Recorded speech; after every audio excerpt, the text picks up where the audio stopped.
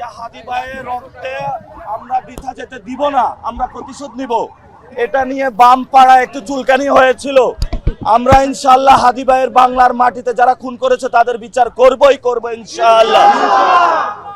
আমি এখন একটু ভিতরে যাচ্ছি খোঁজ নিয়ে, ইনশাআল্লাহ আবার এসে আপনাদেরকে জানাবো। আমি গিয়ে আবার কথা বলে ব্যবস্থা করতেছি। আমরা কথা বলে আমি কিছু পানি নেওয়ার ব্যবস্থা করতেছি, বাকিটা দেখতেছি। ভাই আমরা আমাদের ওইখানে যেটা কথা হয়েছে যে সরকার জাতিসংঘের কাছে একটা চিঠি দিবে, যে এই চিঠির মাধ্যমে জাতিসংঘ একটি তদন্ত উইন্ডো ওপেন করবে। আইন শৃঙ্খলা বাহিনী যেই তদন্তটা করেছে সে জায়গায় আমরা ফুল ট্রাস্ট রাখতে পারছি না, এবং সরকারের উচিত ছিল এতদিনের মধ্যে আমাদের এই বিচারটা বুঝিয়ে দেওয়া। যেহেতু বুঝিয়ে দেয় নাই, রাতের আধারে রাজপথে আমাদের নেমে আসতে আমরা বাধ্য হয়েছি।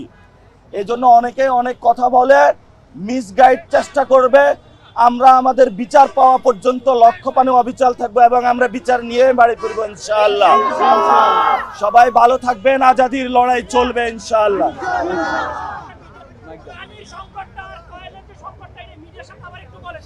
আচ্ছা, যেটা হয়েছে ওইখানে ওসমান হাদি ভাইয়ের ওয়াইফ আছেন, জাবের আছেন, জুমা আছেন, অনেকেই আছেন। ওইখানে পানির ব্যবস্থা তারা নাই, তারা পানি খাইতে পারতেছে না। আমি এক বোতল পানি নিয়ে গিয়েছিলাম, ওইটাই তারা খেয়েছে সবাই ভাগ করে। ওইখানে তাদের মশা ঘিরে রেখেছে, প্রচন্ড মশা। আমি বলছি কয়েলের ব্যবস্থা করুন, তারা করে নাই। এবং তারা অ্যাডোমাসের কথা বলেছি, সেটাও করে নাই তারা। আমরা সরকারকে আহ্বান জানাবো, তাদেরকে আপনারা পানির ব্যবস্থা করে দিন, খাবারের ব্যবস্থা করে দিন। এবং মশা যে কোনো সময় তাদের প্রবলেম ক্রিয়েট করতে পারে, যাতে বাঁচতে পারে, কয়েল বা অন্যান্য ওষুধের তাদেরকে ব্যবস্থা করে দিন। এটা সরকারের কাছে আমাদের কর জোর নিবেদন, আপনাদের কাছে। এত কঠোর হবেন না আপনারা। হাদি ভাইয়ের ওয়াইফকে সম্মান করা রাষ্ট্রীয়ভাবে আপনাদের দায়িত্ব এবং কর্তব্যের মধ্যে পড়ে। তো ইনশাল্লাহ আমাদের এই মিছিল চলবে। আশা করি যে যদি আমরা বিচার পাই তবে ইনশাল্লাহ ঘরে ফিরবো, বিচার ছাড়া ইনশাল্লাহ আমরা ঘরে ফিরবো না ইনশাল্লাহ।